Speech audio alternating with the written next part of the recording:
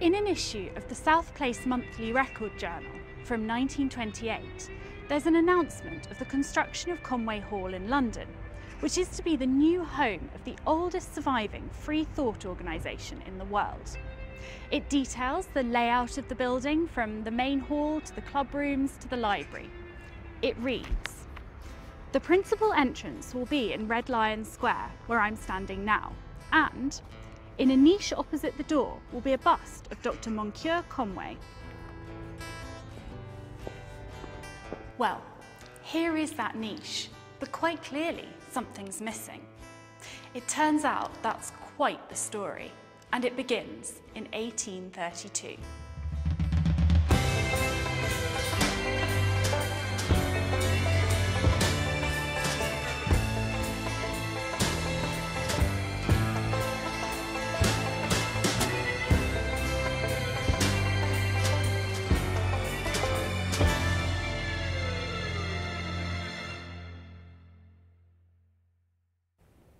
Conway Hall, here in central London, opened its doors in 1929 and is home to the Conway Hall Ethical Society, formerly known as the South Place Ethical Society.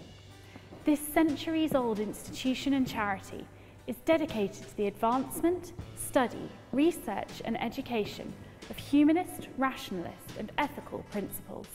The building itself was named after Dr. Moncure Conway. Conway was born in the US state of Virginia on March 17, 1832, to a wealthy slave-owning father and a mother who was a practicing homeopath. So right away, it might seem odd that a society and a building devoted to the likes of free thought, rationalism and science would bear his name. But much to his parents' disappointment, their son didn't toe the family line. He was a great many things: a free thinker, an abolitionist, an author, a feminist. A graduate of Dickinson College, here in Pennsylvania, Conway would go on to become a Unitarian preacher for a while, before eventually being asked to leave his own church for expressing anti-slavery views. Views that had taken seed in him many years earlier after he saw a slave being beaten. Not long after, he would also be driven from his hometown by his own family and friends for these deeply held abolitionist views. As you might well imagine, the South wasn't exactly a safe place for an abolitionist Unitarian at this point in history. And so Conway soon moved to Cincinnati, where he would set up his own congregation, meet his future wife Ellen, and continue to passionately preach abolitionist views, as well as co-editing an anti-slavery weekly magazine. During the American Civil War, Conway would continue to fight for abolition, even having direct audiences with Abraham Lincoln, who told Conway, "Don't spare me," which he most certainly did not. During his fight, Conway would receive news that over 30 of his own father's slaves had been abandoned in Baltimore. He travelled to them and, with great risk to all involved, disguised these men and women as a chain gang so that he might sneak them north by train to Ohio to safety and freedom. In doing so, Conway would become the only descendant of a founding father, specifically Thomas Stone, to physically lead slaves to freedom in the United States.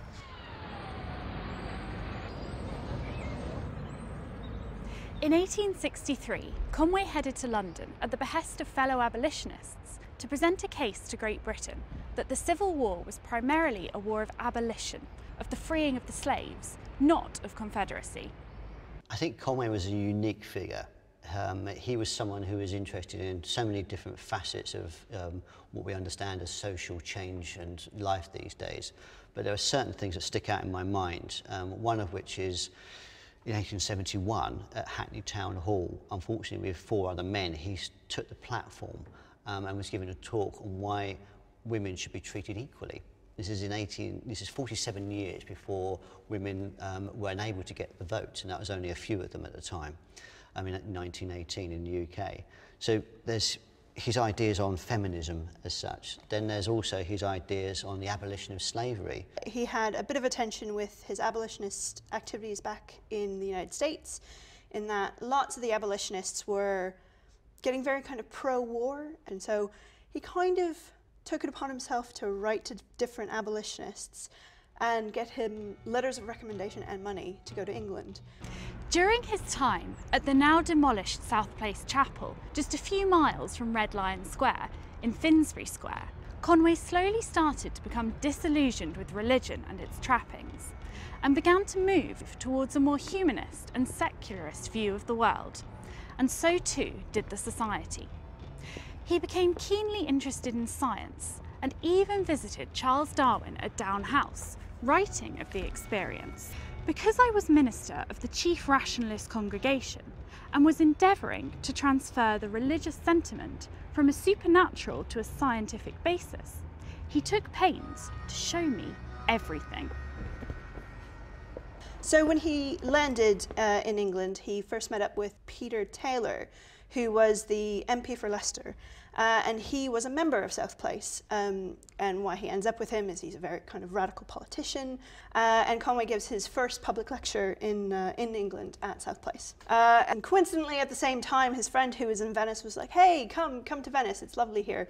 And so he goes to Venice for a bit, and when he comes back, South Place is kind of dissatisfied with their current minister, who's trying to kind of be a bit Anglican, and they're not having it. So he's invited to kind of replace him on a temporary basis, and then they kind of like what they hear, and he becomes a permanent minister a few years later. And when he came over here, he was introduced to all sorts of social circles. It included the likes of William Morris and Rossetti. He knew Dickens and Darwin. And he was a literary agent for the likes of Walt Whitman and Louisa May Alcott, and also Mark Twain, who he was very close friends with. Also the likes of Elizabeth Cady Stanton and Annie Besant and George Eliot, so wow. Yeah, the list goes on. They started to use their minds and their rationality as opposed to received wisdom or religious doctrine, and they could start looking at the world in a different way. And Conway, with his just curiosity for life, and brought that into the society and brought that in front of his congregation and the members, and was just in a position, I think, of influence where he could write to Robert Browning, he could correspond with Charles Darwin and actually bring those people into the society to give talks and give lectures. And I think that cultivation of people of interests and those who are at the cutting edge of what they were doing in science or in culture was something that enabled a volte face really for a religious organisation to kind of go through, so that it starts becoming more humanist in its mindset. After 2 stints as minister at South Place, speaking engagements around the world as far away as Tasmania, and a life that came into direct contact with so much of history it almost defies belief, Conway retires to Paris at the start of the 1900s. Whilst living and writing there, he meets this man. Now, despite appearances, it's not someone that's just opened a new artisanal gluten-free bakery in Hoxton, but instead is Theodore Spicer Simpson, an Anglo-French sculptor and medalist of some acclaim in the late 19th, early 20th century. He was a fan of Conway, and Conway a fan of his, and the two became close friends. At the time, Spicer Simpson's soon-to-be successful career was merely in its infancy, and one of his earliest works was a bust of Conway. A plaster cast of this bust was then exhibited at the prestigious Salon of the Société Nationale des Beaux-Arts in Paris in 1904. A notice in the Society's records in 1904 reads, "The Society was presented by Mr. Theodore Spicer Simpson with a plaster record of his bust of Dr. Moncure Conway." Then comes the most British of announcements. The sculptor's gift to the South Place was very acceptable, but the committee feel that it would give considerable satisfaction to the Society, which owes so much to the teaching of Dr. Conway, if a bronze casting of this bust could be procured. So, it's nice, but can we have a better one? We were just skimming through some of the South Place magazines, and we got to 1904, I think, and we saw Bust Committee. And at the time, I had no clue what that was, and we sort of looked a bit deeper at it. And it was purely by chance that this happened. We then have the whole process of, where is our bust? Where was it meant to be? And then we sort of worked out en route, this is something that we had to look at in quite a lot of detail and to explore many different sort of detective avenues. A bust committee is soon formed. A special fund is set up aiming to raise money to produce such a cast and display it in the chapel with 2 other prominent busts owned by the Society of fellow freethinkers, founding Father Thomas Paine and noted orator W.J. Fox. They aim to raise £40 to complete the project, and they do, as you can see in this picture here, the 3 busts on display in the South Place Chapel, the darker one here being that of Conway. Now just from this picture you could make the argument that this could well be a bust of anyone, and it's an argument we had during our research for this film. Is it the real thing, or merely just a shadow of something else? Should someone erect such an obvious dummy and expect the sharpest men in Europe would be deceived by it?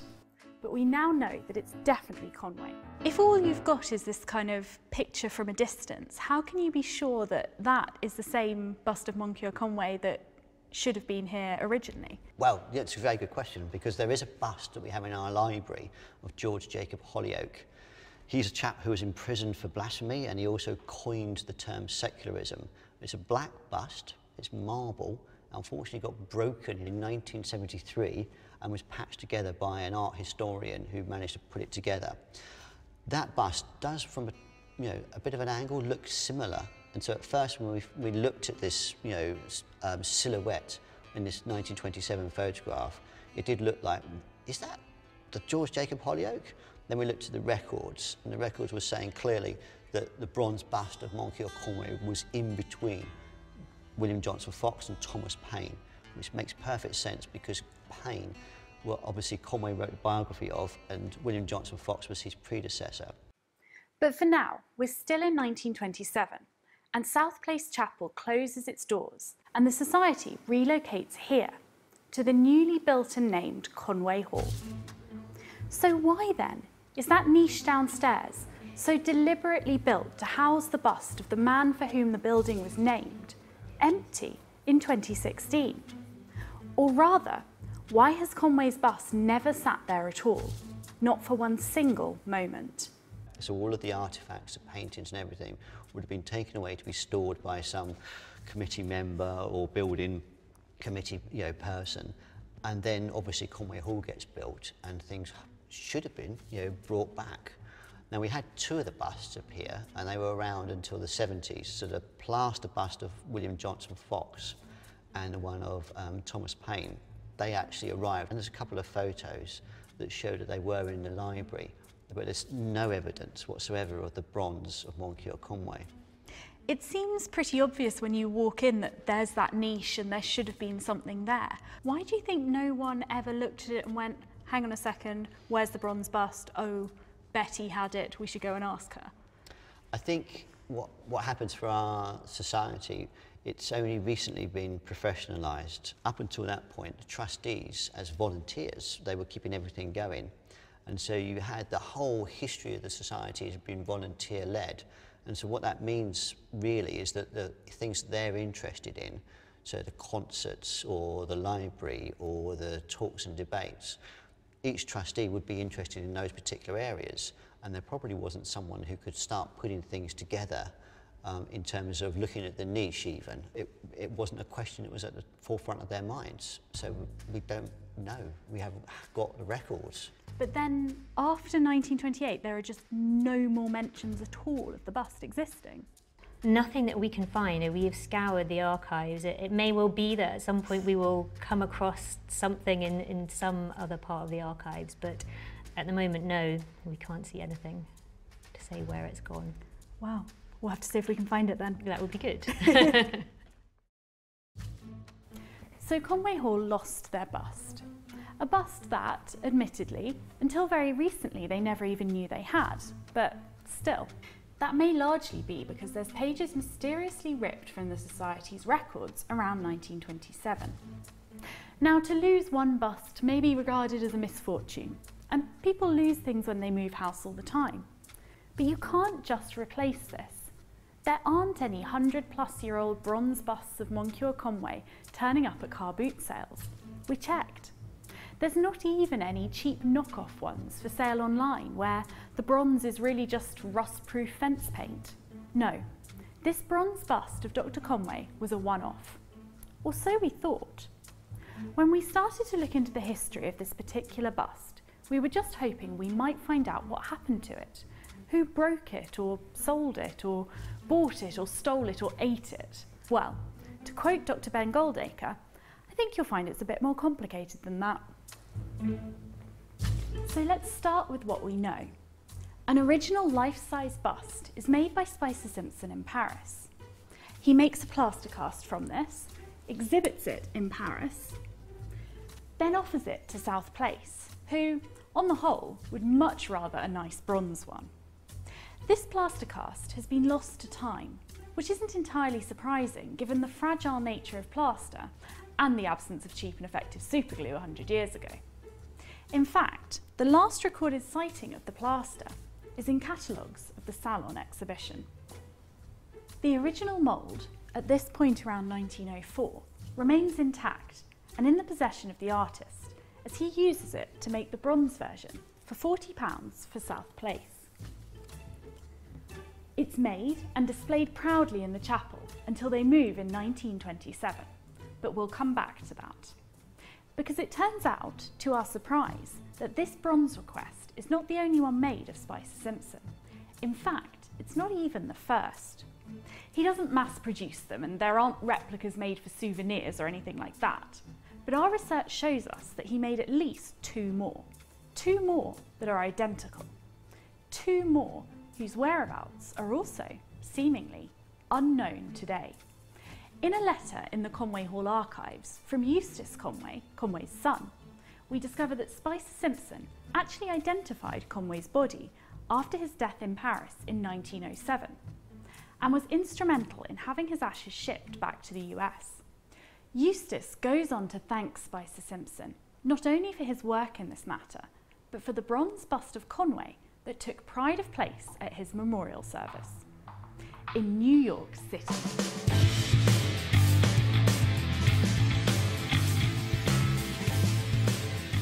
It might look a little bit different today, but this residence is where Eustace Conway lived in 1907 and where the memorial to his father was held, right here in Manhattan, just a few blocks from Grand Central Station.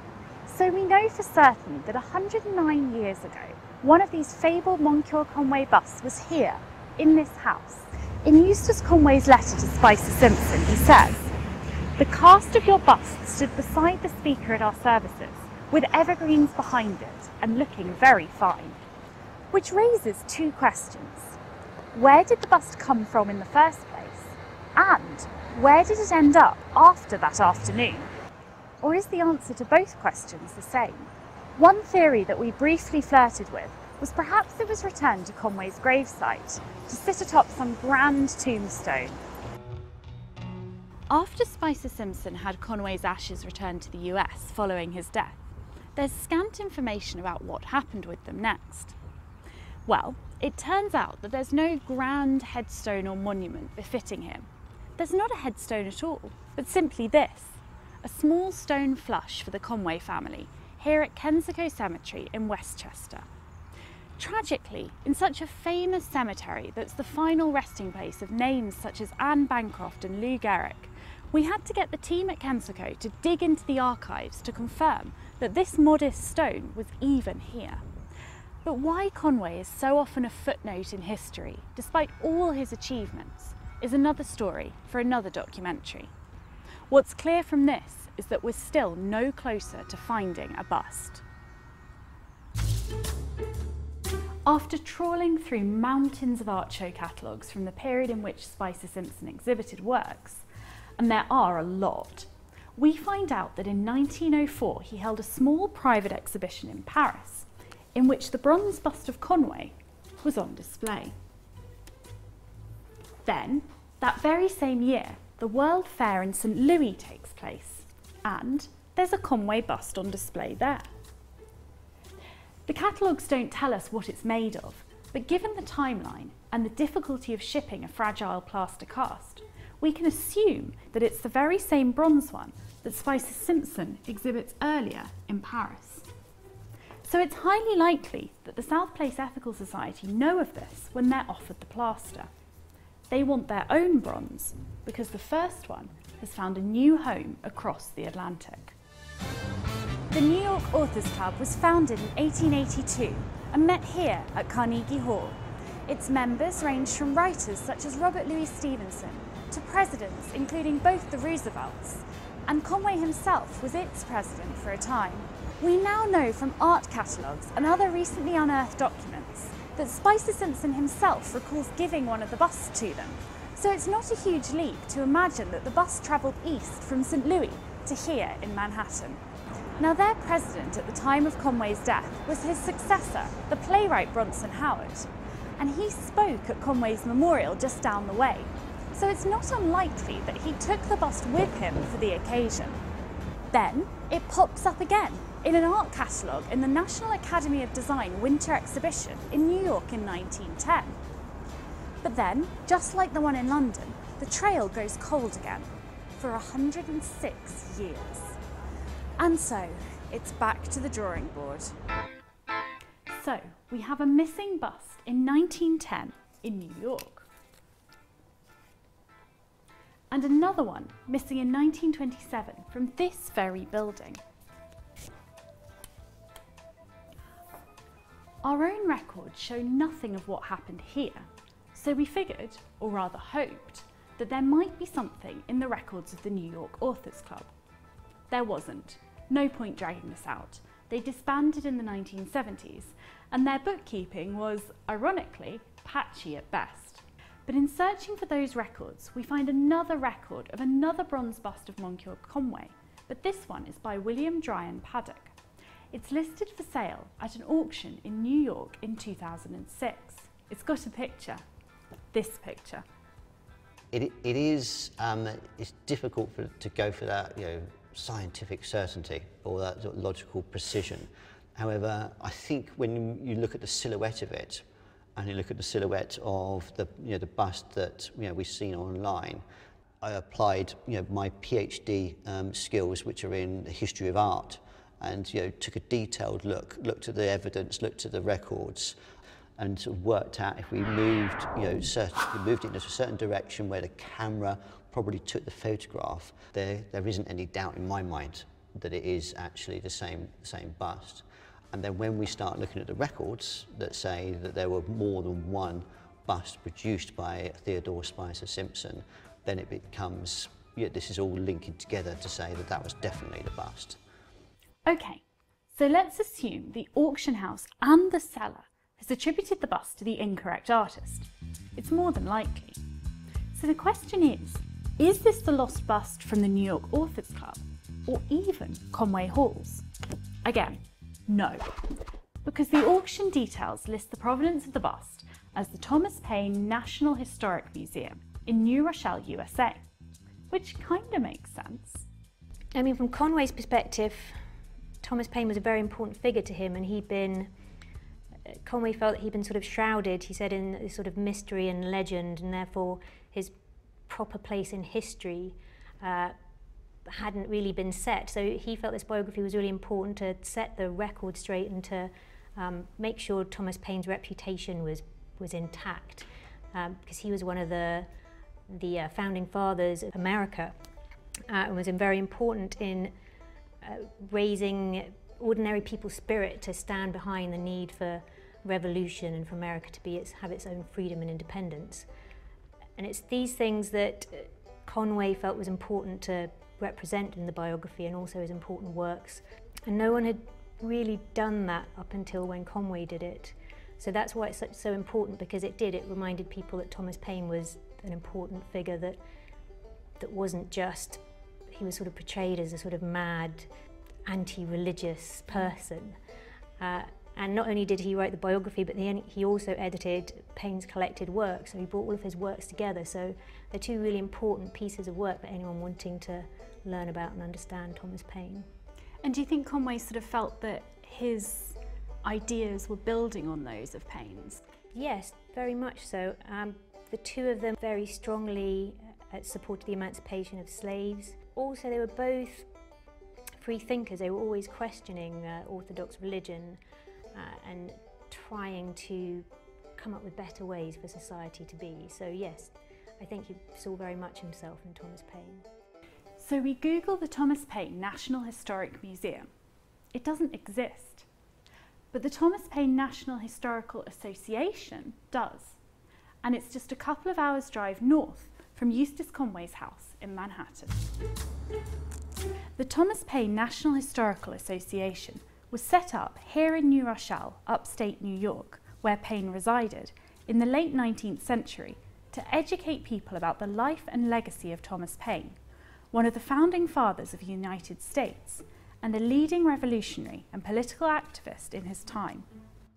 Conway was one of the people involved in the formation of this society in 1884. But as you know, his master biography of Thomas Paine came out in 1892.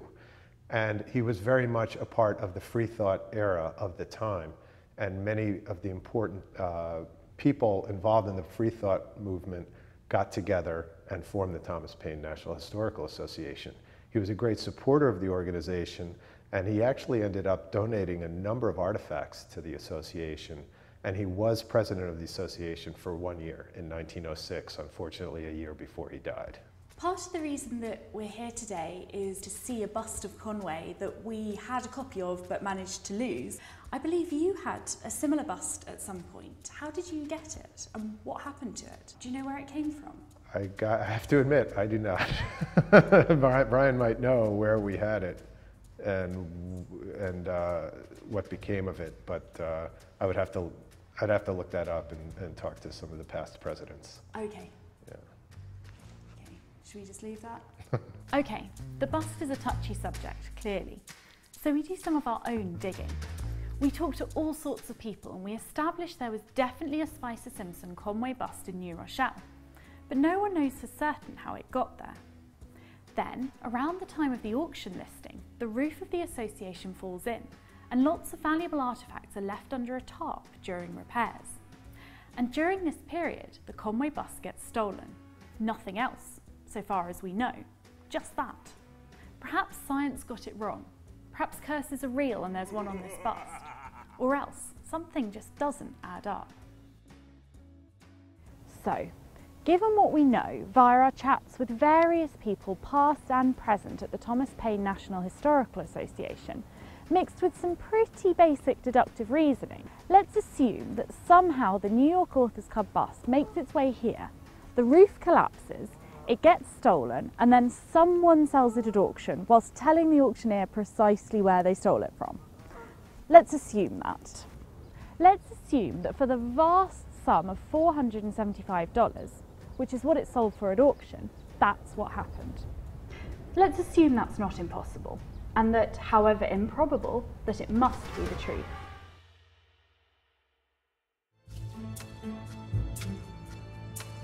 Okay, so let's recap.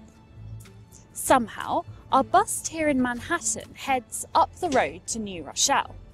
It's there for a while, then it disappears again. With this new information from the Thomas Paine National Historical Association, we contact the auction house to see what they know. Perhaps they can tell us who auctioned this bust. Turns out they don't keep records past 7 months. That's odd, we say. They then give us the auction house equivalent of "I've left something in the oven," and that's the last we hear of them. So, a private bidder buys it in a private auction, and the auction house has no record of it. Fine, we're getting used to this. Another trail goes cold.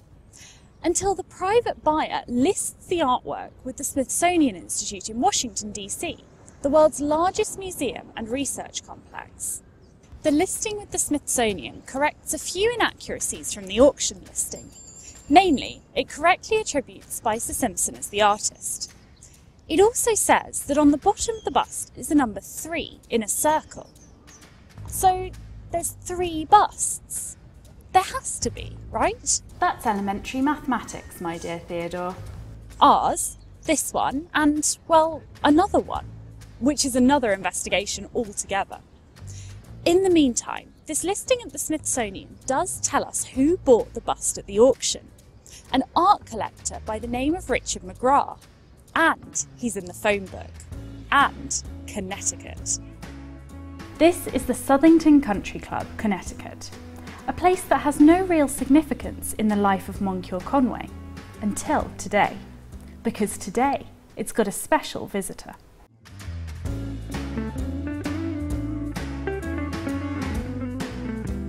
So here it is, or at least one of the 3 mysterious bronze busts of Moncure Conway. After all this time chasing them across Europe, the US and most of Google, it's really quite strange to be here at a golf course in Connecticut, right next to one. And with me is its proud owner, Richard. Richard, how did you come to have this bust of Conway? I collect portraits of people over 50, almost exclusively oil portraits. And I only have one other bust of a gentleman that was given to Columbia University in 1885. And so they advertised this person, Moncure Conway.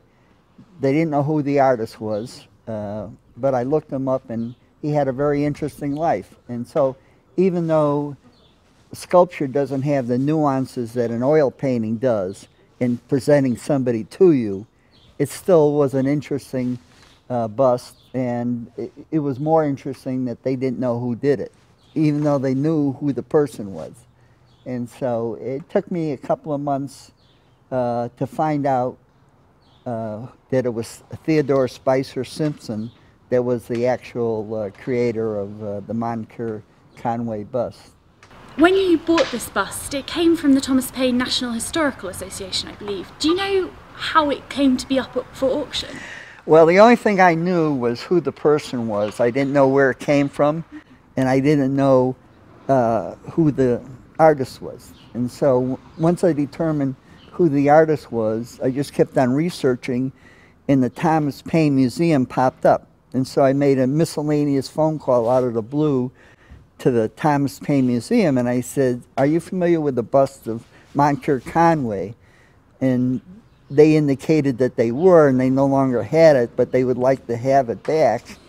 And so, you know, it was just luck that I came across Thomas Paine Museum. You know, he wrote the biography, so it had to be more than that piece of information that would lead me there, you know. So I'm not really sure what little thing I came across, why I called them out of the blue. I sent them an email to the head archivist asking them what information that they have on it, but I never got a good response. Before the bust got to the Thomas Paine National Historical Society, we believe it was at the New York Authors Club, but there's a gap. Do you have any idea what happened between those two places? No, the only thing I have is when he exhibited at an international exposition of his medallions, which included his work. And that was 1911. 1911 is the last time that I've been able to put my finger on anything definite. So 1911, everything comes to a stop for me, you know. And so I think Thomas Paine Museum opened up in 1925. And so what happened between one and the other, I don't know. What happened to the Authors Club, I don't know. It had to be when it dissolved that the bus made its way to somebody, likely one of the members of the Authors Club, you know.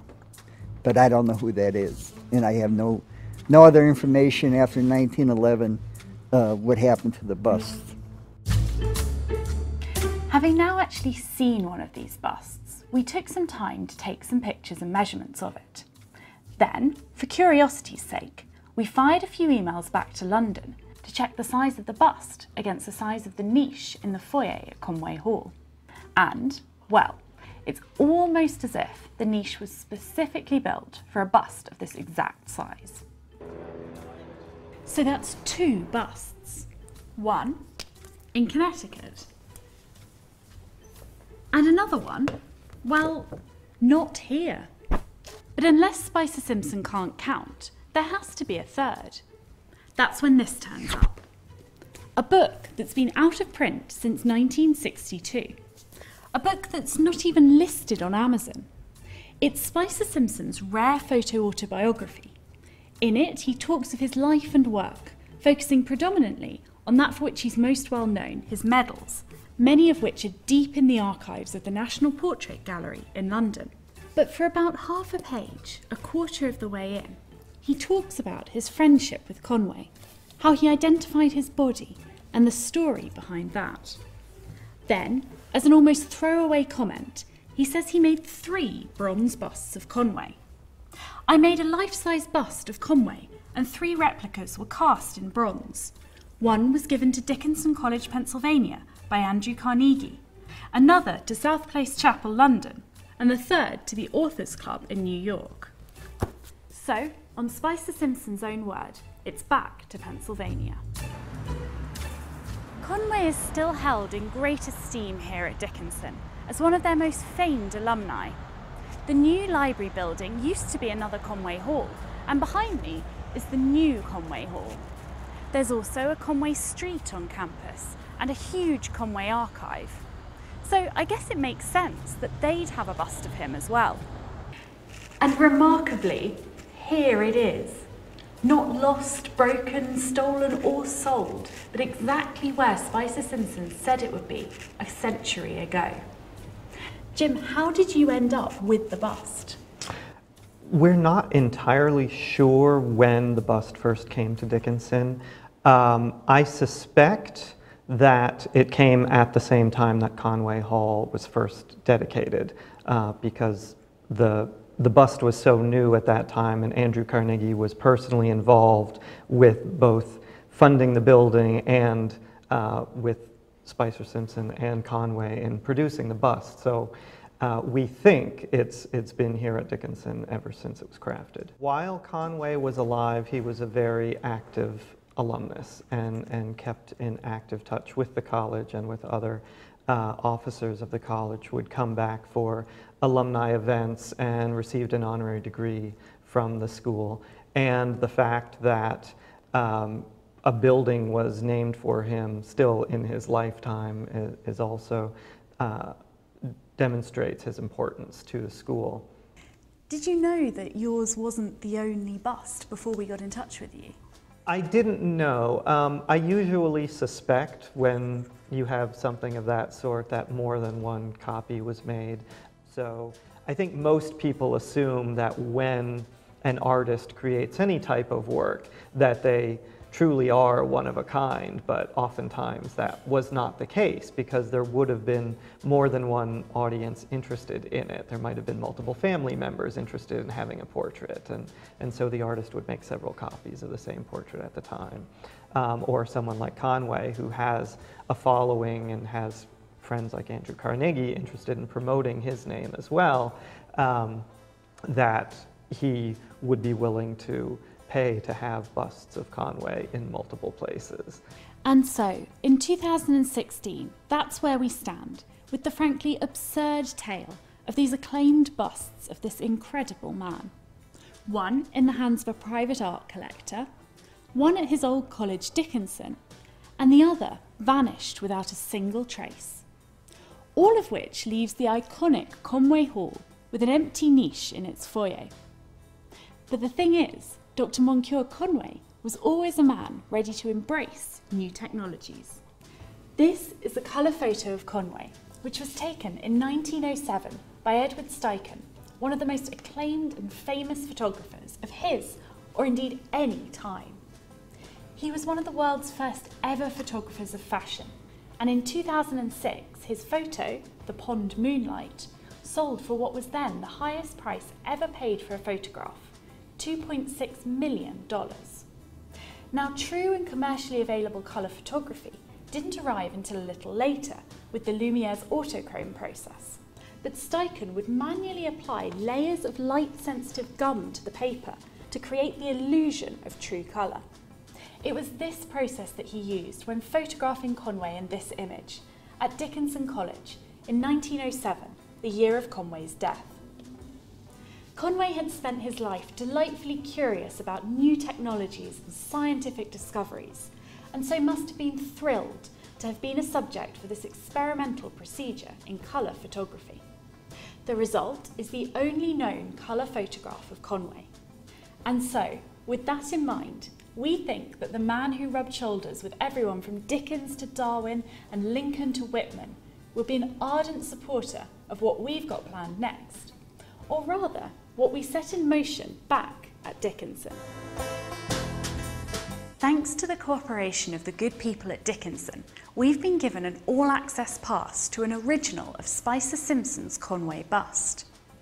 Remember that it was here, at the college where he was a student, that, in his final year of life, Conway had his colour photo taken using 1907's state-of-the-art technology. And so, what you can see going on behind me right now is that very same thing 109 years later. We're taking thousands of super high definition images and 4K video to take back with us to London, where once again Moncure Conway's image will be at the cutting edge of science. This is the headquarters of iMaker, the world's largest independent 3D printing store, and it's quite literally less than a mile from Conway Hall. Having passed by on the way to Conway Hall countless times, when we were finally able to get our hands on one of Spicer Simpson's busts, we gave them a call and asked a single straightforward question. If we had a whole heap of photos of a bust we lost around 100 years ago, could you make us a new one? So basically what we do, we take the images, we put it into a processing software that we have, and then we convert them into a 3D model using the photos. So it's a very simple process. And then you can 3D print it on one of these amazing machines? Yeah, and then we can use any of these machines to 3D print the object. Is that really going to look like the original? It will. I'm looking forward to seeing it. Have you ever been asked to do something like this, print something that someone's lost? Not yet. This would be our first time, as far as I know. So this is where all those photographs that we took ended up, here with Raphael. So Raphael, what do you do after we send you those hundreds of photographs? We'll take all the photographs, we'll sort them, we'll go over the pictures. I mean, what we're seeing here right now is the final result. It's amazing. It looks exactly like the real one that I saw in the US. Yeah. Basically, we will mask, go around each and every single individual picture, and then allow the software to kind of connect the points. So I go through each individual image. Basically, what it looks like, if it's just the points, you just see, it's like a scattered cloud where the software recognizes a little bit. When you start moving it, I can see his nose there. Yeah. As you start, it looks like nothing, and then you start moving it, exactly. And you start kind of being able to see it. It's just laying a little bit of a foundation.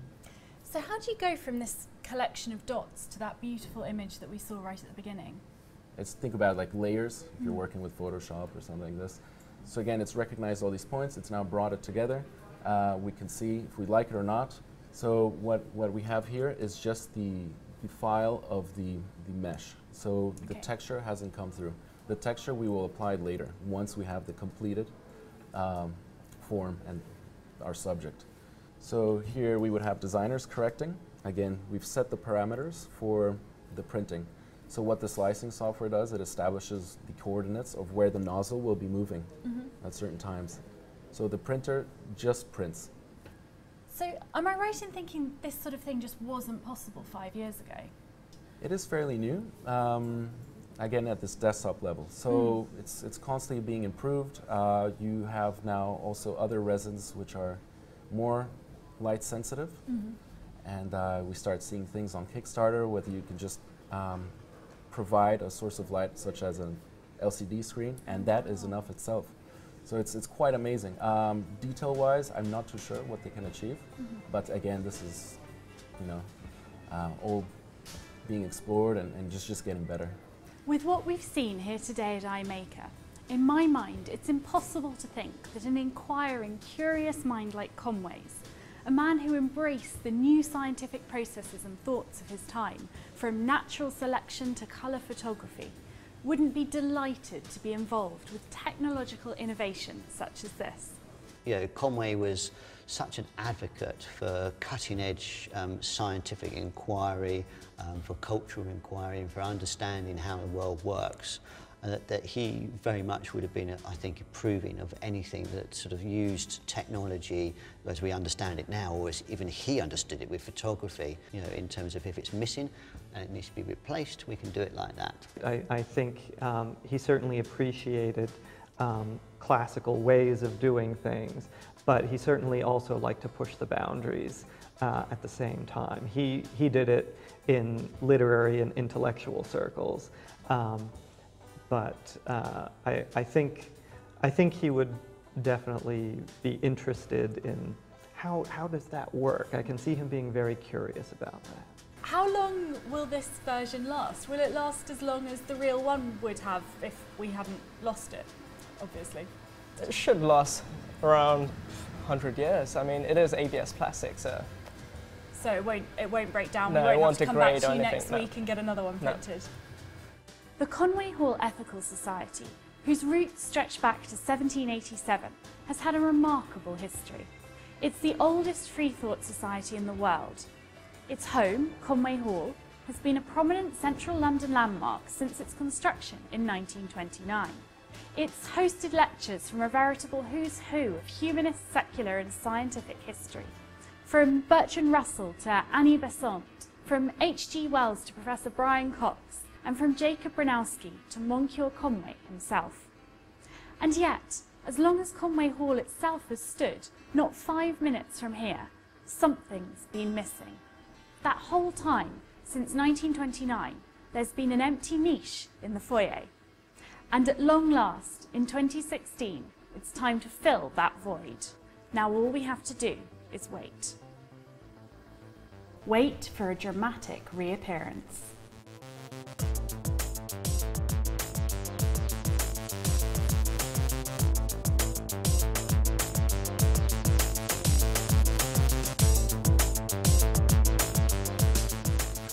Last time we were at iMaker, Spicer Simpson's bust of Conway was just a half-finished 3D representation on a computer screen. Now, a month later, it's this. A perfect representation in hollow plastic. We're at iMaker's studio in Whitechapel, where they're going to turn this into a new bronze bust for our empty niche. So we're back with Raphael. Last time I saw you, we had a picture on a computer screen. What's happened since then? Correct. So since then, we processed both 300 of each front and back side. We processed that to get the best rendering. After that, it rendered a beautiful back part, a beautiful front part, which our designers then put together. And then, how long did it take to actually print it out? 155 hours. Wow. Yeah. So that's like 6.5 days. And that's because it's printing each layer individually? Each layer individually, one by one, and with some infill as well. So the finished product is not actually hollow. We've introduced a comb to speed up the process. So what happens next? You've made a kind of cast of it? We have made a cast of it. So we got ourselves some liquid rubber. You mix it with a catalyst. It's a liquid, and then it forms into a solid structure. Okay. Just poured it around the actual 3D print. So again, you make this in 2 pieces because then you'll bring it together. Okay, so that was going to be my next question. What happens next after? What do we do with this cast? So with this cast, it's going to be mixed with a bronze powder and the resin to make it look as close as possible to the actual bronze statue. Here we have Ali and Max. They are both specialists in when it comes down to post-processing our 3D models. So basically we're starting with like a gel coat layer of resin, which we're going to mix our bronze powder into. And then we're going to back that up. Once that's kind of cured, we've got a good thickness there with just some polyester resin and the fiberglass. So it's probably about 3 or 4 layers of lamination that are going to go in. At this stage we're going to obviously put our masks on and gloves on and start with the mixing in there. So what's this that you're adding now? We're adding the catalyst, Okay. which will begin to cure the resin. And then this is the bronze powder, yeah?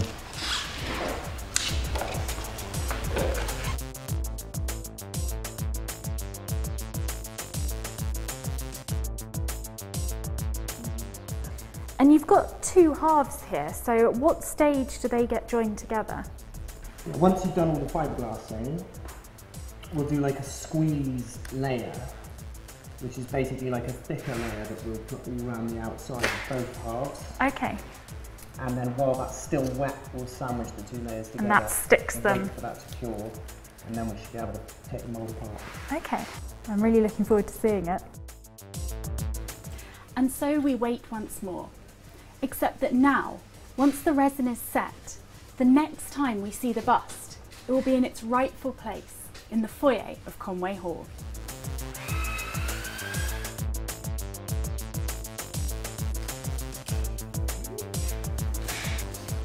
Well, that's it in its basic sort of cast form, but then there'll be some tidying up that needs to be done. Some patination and some filling in of holes and things that might not have cast absolutely correctly. Looking at the original, I suppose, as best we can.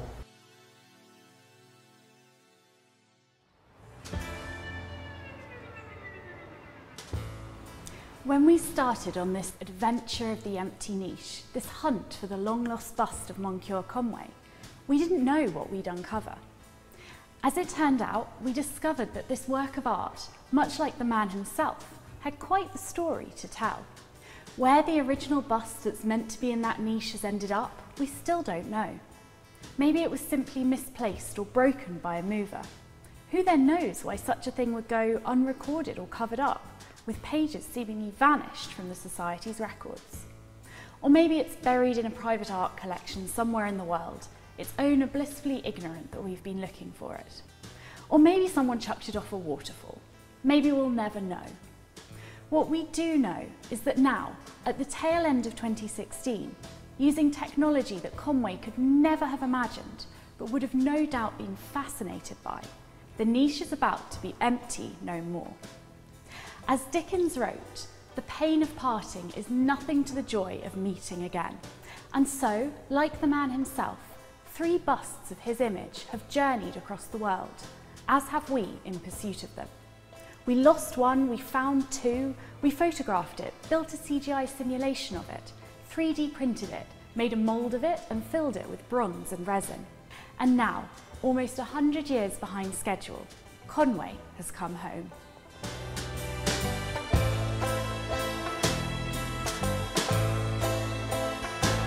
Thank you all for coming tonight. It's a unique moment in Conway Hall's history.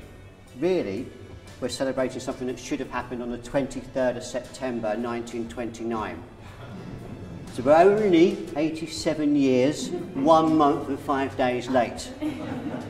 We're about to reveal a remarkable artwork that's only been made possible by technology, and that's technology in the last few years. What we have is technology enhancing heritage, which I think is an absolutely fantastic thing. I'm now going to ask Liz to come up, reveal Moncure Conway.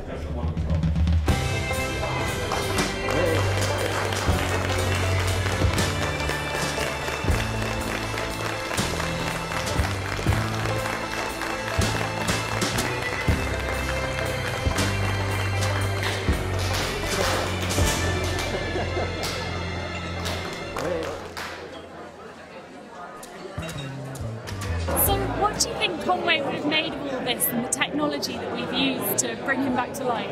I think he would have absolutely adored it. I imagine he would have had, you know, someone coming to talk about it. He would have gone to visit the printer. He would have wanted to know kind of how everything was made. And I think as well, if you look at it really closely, you can see like it's not like a normal bronze bust. You can barely see the striations of the printing. And I think the fact that you look at it in one way and then you can look at it a little deeper and find out a whole history thing. I think he would love that as well. I think he would like the complexity and the way that we're using things to kind of show life to the whole and our own history. The old and the new brought together. Exactly. So Jim, when you first called us with this idea that you'd found that there should be a bust and we should go look for it, did you ever think that we'd actually get to today? No. I have to say that the whole, we have a missing bust, we don't know where it is. I was at a loss. It was one of those moments where you think, I don't know how we're going to solve this. I'm going to, what could happen? And to get here now and to actually have the bust installed where it's meant to be is just, it's a fantastic feeling. So, why do you think it's important that we celebrate the life of people like Conway? Well, because it's an exemplary life. I mean, the way he thought, the kinds of things that he committed himself to, the great campaigns that he did, slavery, women, free thinking, rationality. I mean, these are so necessary today that it's terribly important to have people who 100 years and more ago were blazing that path. Great role models, if you like.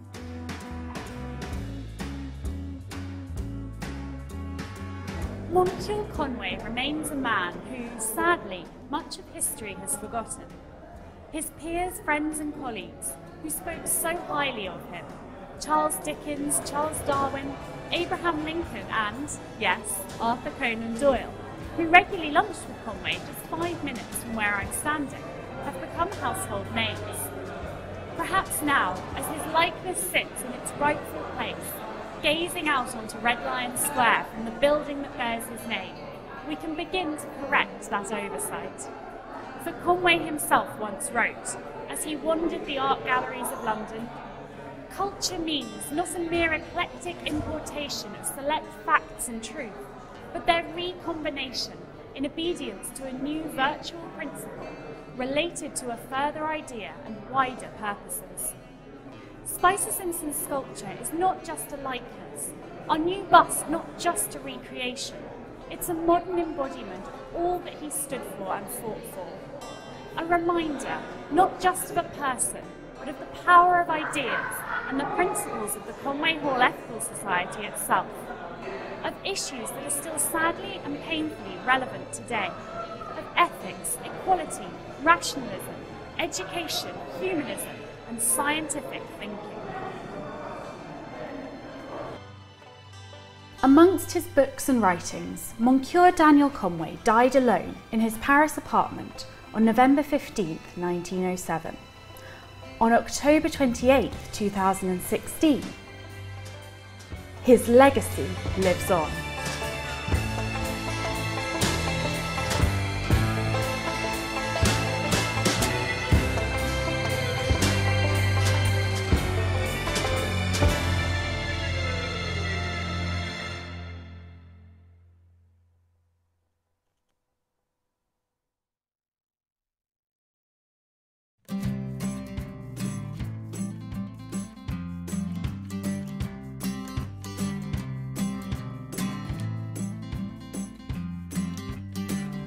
Well, I'm not cool enough for Camden. I guess by now that's clear. And I'm not folk enough for Whitby, 'cause I can never grow a beard. And I could be sad enough for country, but I'm no good at being drunk. I tried to be a protest singer and found out I'm too middle class for punk. But oh mama, I'm a revolutionary in the wrong time, and the world ain't changing for me. I heard a rumour there was power in a union, and that was yesterday. Now I'm just a pop singer without the looks, an activist without the books, and when my faith fell short, I tried selling out, but nobody bought.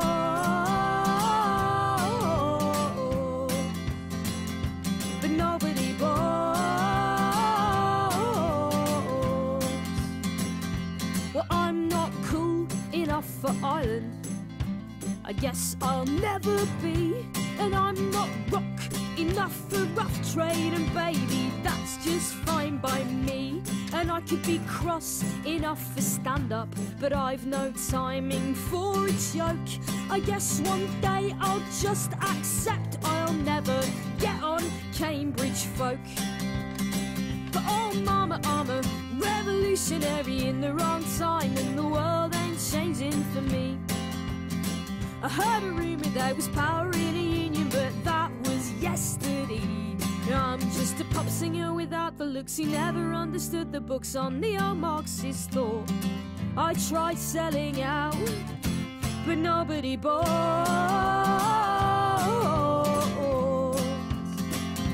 But nobody bought.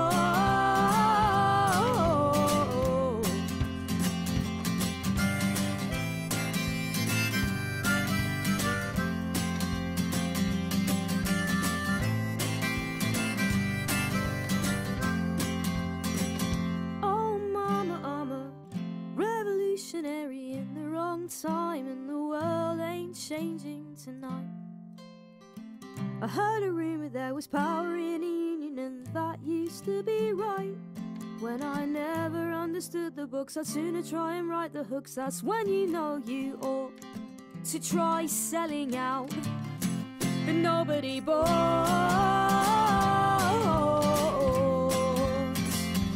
but nobody bought.